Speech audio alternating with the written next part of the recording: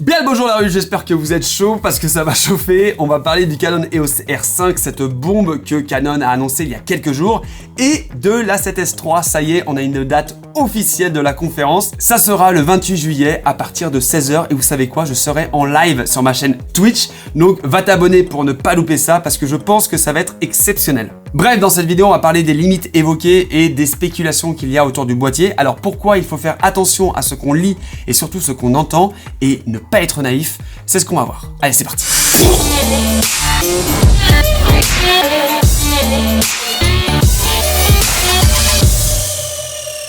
Fin avril, Canon décide de jouer carte sur table. Il annonce son R5, il arrivera cette année et il est monstrueux. Capteur de 45 millions de pixels, 20 images par seconde en rafale, 8K RAW, 4K 120 fps, 10 bits 422 et pour la première fois de l'histoire chez Canon, un capteur stabilisé mécaniquement. Je suis choqué. Ah oui, j'ai été choqué, j'étais sur le cul. J'ai dit waouh, ils ont tué le game, en photo et en vidéo. Une doublette, comme on dit dans le métier. Ouais, moi ça me rappelle le 5D Mark II en 2008, quand ils ont sorti ça et commencé à être utilisé dans la pub, etc. C'était une révolution. Et là, franchement, chapeau. Franchement, chapeau. J'ai beau être ambassadeur à Sony, là, j'ai qu'une envie, c'est de mettre les mains dessus et de le tester. Hein, voilà. Sérieusement, mettre de la 8K RAW dans un si petit boîtier aussi accessible, alors que les modèles haut de gamme cinéma de chez Canon, c'est-à-dire la C500 Mark II et la C700 FF, qui valent entre 3,5 et 7 fois plus cher, produisent de la 5,9K en RAW. Franchement, c'est un énorme pari. Et moi, j'adore ça. J'aime le pari. Moi, j'aime quand...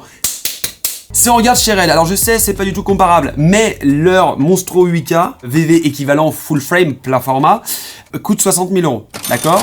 Donc, c'est juste pour vous donner un ordre de prix comme quoi cette technologie est rendue si accessible par Canon. Voilà, c'est tout. Mais dans ce cas, Jamy, dis-moi, quel est le problème avec le R5 ? Eh ben, il chauffe. Et il chauffe beaucoup. En 8K, en 4K 120, en 4K 60 et son petit frère le R6 hérite du même problème, les mêmes conséquences, les mêmes séquelles et ça fait un tollé. Tout le monde ne parle que de ça. Et malheureusement on peut pas faire grand chose parce qu'on ne peut pas enregistrer par exemple sur un SSD externe comme la Blackmagic, la Pocket Cinema 6K ou alors enregistrer via l'HDMI parce qu'il est bloqué à 4K 60 fps. La tuile. Alors effectivement, tout le monde ne parle que de ça. Apparemment, Canon ont été dingues de sortir cette caméra alors qu'elle surchauffe au bout de 20 minutes en 8K, 35 minutes en 4K 60, attention, 4K 120 c'est entre les deux, et il vous faut entre 10 et 20 minutes de refroidissement pour avoir la possibilité d'enregistrer 3 à 10 minutes supplémentaires. C'est Canon qui le dit. Dans ses fiches, dans sa pub, de partout, mais tout le monde trouve que c'est juste hallucinant, etc. Non. C'est là où il va falloir lire entre les lignes et faire attention à ce qu'on lit et ce qu'on entend. Alors je vous arrête tout de suite. Oui, le SAH de Panasonic n'a pas ce problème. Effectivement, mais Panasonic ne sait pas faire d'autofocus. Je rigole pas là. Je vous kiffe. Et vos boîtiers sont sympas. Enfin, moins que... voilà, mais ils sont sympas. Après, oui, effectivement, le SAH n'a pas de limite d'enregistrement, mais par contre, il fait de la 6K, pas de la 8K RAW. Et il est énorme. Ils ont un ventilateur à l'intérieur, et du coup, il fait 1 kg 164 grammes quand l'EOS R5 en fait 738. Vous imaginez un peu la taille. Il n'y a pas de formule magique. Malheureusement, quand on miniaturise les choses, on a un dégagement de chaleur beaucoup plus important aux mêmes performances. C'est un petit peu le cas dans les ordinateurs portables versus les ordinateurs de bureau. On a beaucoup moins d'espace, on est beaucoup plus compact, et ça chauffe beaucoup plus vite, du coup, on est obligé de baisser les performances. Après, c'est possible que Canon bride un petit peu ses appareils. Hein. Par exemple, vous avez de la 8K RAW et vous n'avez pas de 6K ou de 4K RAW. Pourtant, vous avez le processeur, vous avez le capteur. Vous avez de la pâte, vous avez du sucre. Alors avec la pâte, vous faites une crêpe puis vous mettez du sucre dessus.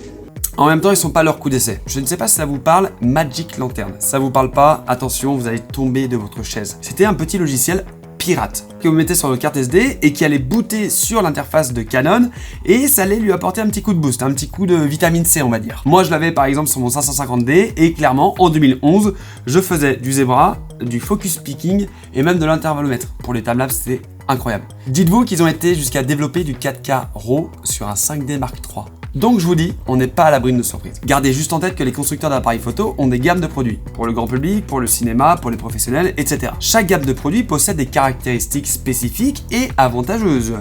Entre guillemets. Vous avez les filtres ND intégrés, des cadences d'image élevées, le format RAW, des dynamic range de malade, des capteurs précis, etc. Maintenant, si vous intégrez trop de features dans vos boîtiers abordables et sans restriction, et ben malheureusement, vous cannibalisez vos gammes. Et ça, Canon n'a pas franchement envie. Et je les comprends. Ah, pardon, excusez-moi. Oui, allô ? C'est Canon.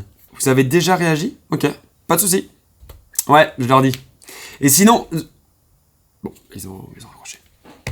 Apparemment, un firmware serait en préparation avec une diminution du bitrate, ce qui permettrait de réduire la taille des fichiers et surtout, apparemment, de retarder cette surchauffe.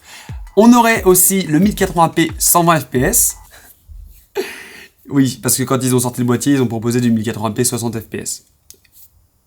Et justement, c'est la suite de la vidéo, l'évolution possible du boîtier. Avant de commencer cette partie, rappelez-vous que tous les boîtiers que vous avez vus un petit peu à droite à gauche sur YouTube, etc. sont des pre-samples, c'est-à-dire des boîtiers non définitifs de manière logicielle mais aussi physique. Et l'histoire a démontré, et démontrera encore, que les constructeurs sont à l'écoute des utilisateurs. Et qu'une mise à jour logicielle peut apporter de nouvelles fonctionnalités et aussi en corriger des anciennes. Regardez le GH5 par exemple qui a vu son autofocus doubler d'efficacité en une seule mise à jour.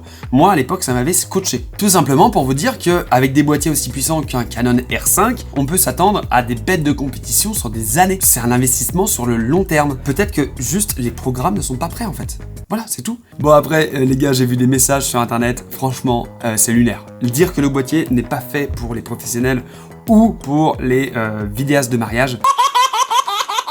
En fait, je vais pas répondre pour les professionnels parce que je vous laisse répondre en commentaire hein, quand on imagine un set entier avec le nombre de caméras qu'il faut, de la durée réelle des scènes. Sérieux, on prend des 31 minutes, 2 minutes max avec des plans séquences, mais vous vous rendez pas compte de ce que vous dites en fait. Par contre, est-ce qu'il y a des gens qui font des mariages hein? Dites-moi en commentaire. Non, parce que généralement, en fait, on a plusieurs boîtiers. 2 voire 3 pour les poser par exemple sur des pieds lors des cérémonies, des discours, des PowerPoint et compagnie, et une au moins à la main pour aller chercher l'émotion du 70-200, etc.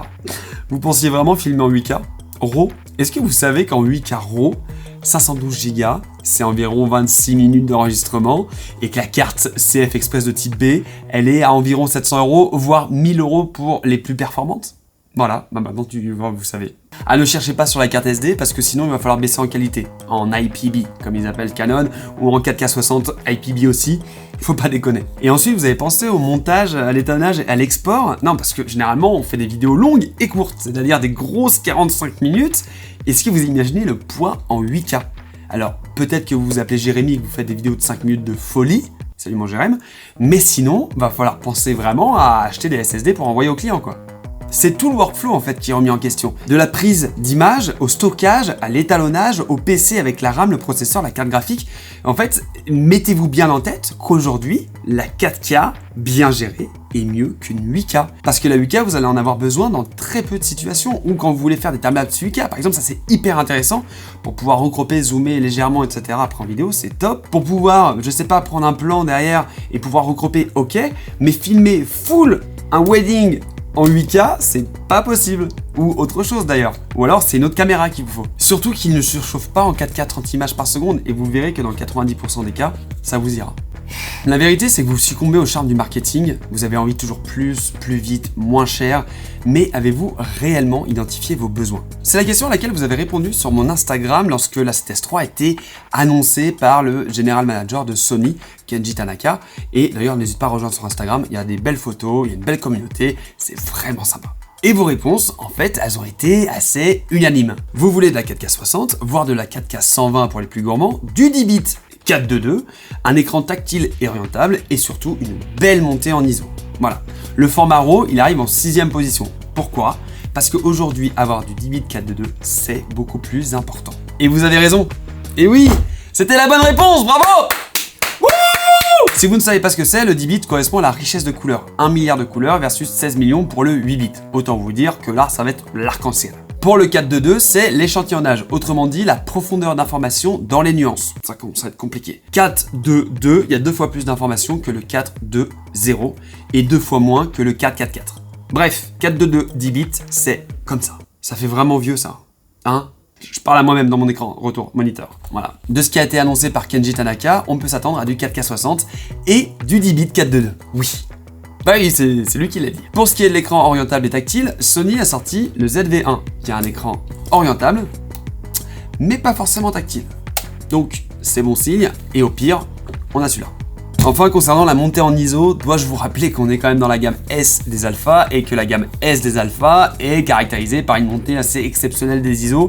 Donc au pire, même s'ils reprennent le capteur de la 7S2, on a une montée en ISO très correcte encore aujourd'hui. Donc là, je me fais aucune inquiétude. Surtout que notre Kenji Tanaka nous a dit que S n'était plus pour sensibilité, mais bien pour suprême, donc qualité suprême de vidéo. J'ai trop envie là. J'ai trop hâte qu'ils sortent, qu'on soit fixé. Bah, clairement, j'ai vraiment envie de l'avoir en main parce que je veux voir ce qu'il est possible de faire avec ce genre de features, quoi. Encore une fois, Kenji Tanaka, merci d'avoir un petit peu fait fuiter des infos parce que là, clairement, il nous reste une semaine à tenir et on sait. Voilà. Et encore, on n'a pas parlé des bitrates, des codecs, de la color science, des logs, des trucs logs, parce qu'il n'y a pas que le RAW. Un bon log, c'est aussi très facile à étalonner, etc. Les codecs, l'H265, ça divise par 2 la compression par rapport à un H264. La color science, la couleur des peaux, etc. Enfin bref, il y aurait énormément de choses à dire, à spéculer sur ce nouveau boîtier. Sur le R5, alors que le R5 n'est toujours pas sorti officiellement, ce que je voulais vous dire par rapport à cette vidéo, c'est que on peut prendre plein d'informations, mais il faut prendre du recul et savoir, encore une fois, lire entre les lignes. Il y a tellement de choses à dire par rapport à un appareil photo parce que, en fait, ça ne se résume pas juste à une fiche technique. C'est un outil de travail, mais surtout de plaisir. Vous devez prendre du plaisir à l'avoir en main, à le manipuler, à l'apprivoiser pour lui pardonner ses défauts, en fait. Il faut mettre son œil dans le viseur, il faut regarder son écran, il faut retoucher ses photos. Bref, il y a tellement de paramètres. J'ai même pas encore parlé des accessoires que vous pouvez mettre pour avoir une meilleure tenue, des évolutions de firmware, ça on l'a déjà vu. Enfin, dites-vous clairement que vos besoins ne sont pas ceux des autres et que vos envies ne sont pas les mêmes non plus. Voilà, tout simplement. Vous voulez la vérité? Le boîtier parfait n'existe pas. Et tant mieux. Pourquoi? Parce que regardez, Canon revient dans la course, ça va remotiver, ça va rebooster, ça dynamise. C'est génial. Ils ont été les premiers à proposer du 8K RAW sur un plein format en boîtier hybride. Bravo à eux. Drop the mic. Terminé, bonsoir. Maintenant, on attend impatiemment le 28 juillet avec l'annonce de la 7S3 officielle. J'ai trop hâte d'être encore après. Dans les années à venir, il y aura les évolutions technologiques de malade. On aura des capteurs avec du bokeh de fou, avec une sensibilité à 2 milliards d'ISO. Je divague complet, mais bref. T'as compris le délire, j'espère que cette vidéo t'a plu. Franchement, moi c'était un bonheur de parler de ce petit produit qui a l'air vraiment prometteur et surtout de remettre quelques points sur les i parce que je trouve cela important de ne pas avoir le même discours de mouton à dire « Il surchauffe, c'est de la merde !» Non, il n'y a aucun fucking rapport. Prenez soin de vous, comme d'habitude, tu likes la vidéo, tu t'abonnes et tu commentes until the end si t'es encore là. Ça c'est vraiment le hashtag des bests. Franchement, c'était trop cool. On se dit à très vite. La bise!